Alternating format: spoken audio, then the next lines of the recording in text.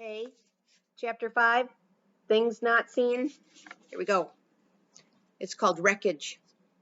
The doorbell rings, and so does the phone. I choose the door. I drop the fleece blanket in the living room. Up close to the front door, I can see through the edges around the frosted glass design. It's almost dark, but the porch light's on. It's two cops, a man and a woman. They're here to tell me about the accident, about Mom and Dad. The woman officer leans over and pushes the doorbell button again. I stand still. I'm in no condition to talk to the police. They wait, rocking on their heels the way cops do. Then the guy says, "Just let's go." Mrs. Trent from next door stops them on the sidewalk by the squad car. She wants to know what's going on.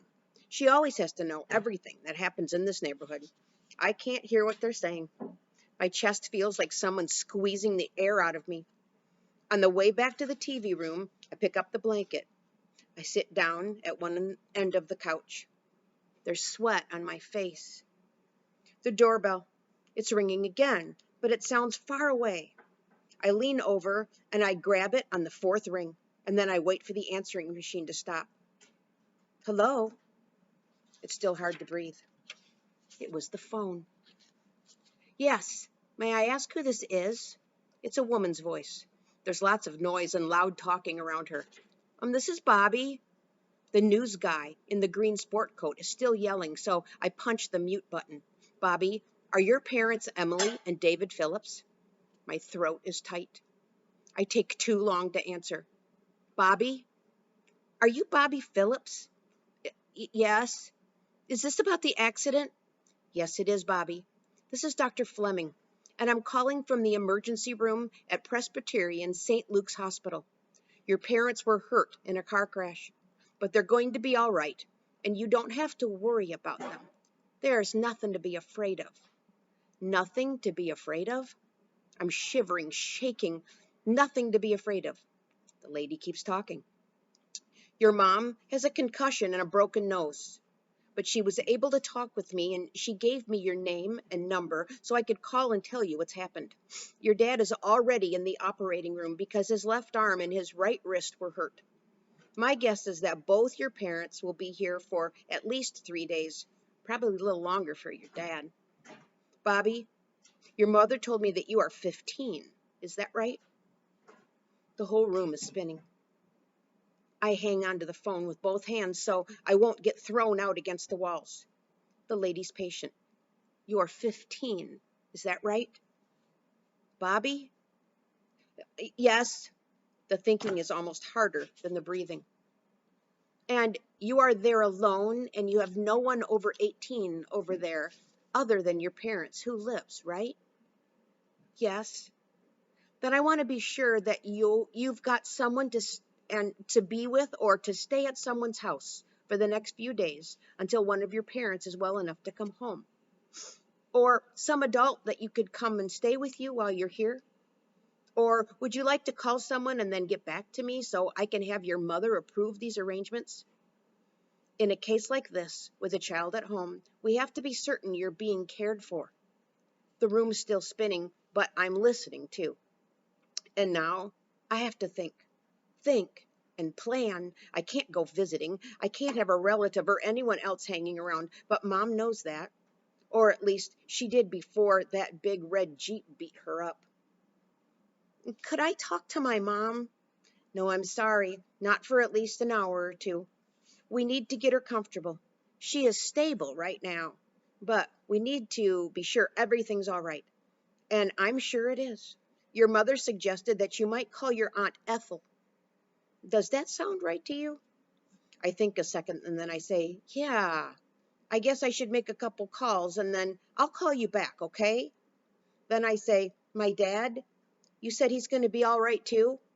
Well, he's not going to be playing any tennis for a while, but he'll be up and around, maybe even back to work in a week or two.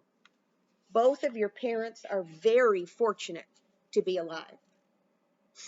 After a quick pause, she says, so let's review, Bobby. Both your parents are here at Presbyterian St. Luke's, and they're going to be fine.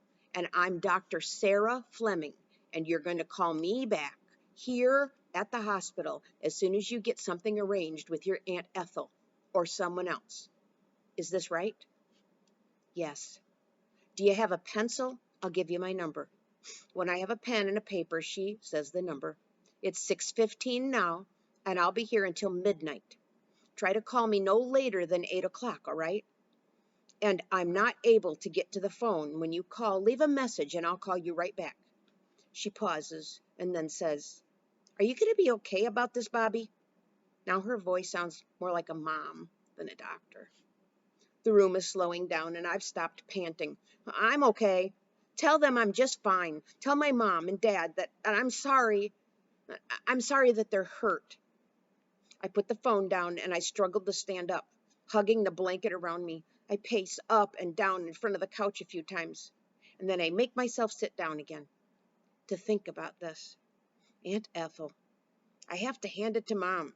Even in an emergency room, she knows how to put a good story together. It must be from reading all those novels. Aunt Ethel is real, but having her be my babysitter, that's pure fiction. Aunt Ethel lives in Miami, Florida. And then I remember school, my school. Mom called them this morning and said I was homesick. That was the first lie. And now I'm going to pretend to have a babysitter. So I've got to call that doctor back in an hour or so and tell some more lies. And won't she want to talk with Aunt Ethel? And what happens to the people at school when they hear about the accident? Will they send somebody over to my house to make sure I'm okay?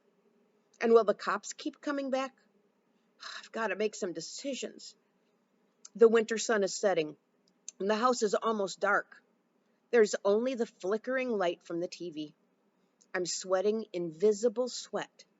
I'm sitting on the couch wearing nothing but a blue fleece blanket, and no one's coming home for dinner or bedtime or breakfast. On the silent TV, a beautiful, happy family is sitting around a kitchen table. They're laughing and they're smiling as they eat. They're all in love with oatmeal. My family's not on TV. My family's messed up, and I'm probably the most messed up of all of them. I have to make my first decision. I gotta go see Mom and Dad. Because that's what you do when your family gets in a car wreck, right? You go and see them. Because they're your family. That was a short one. See you soon.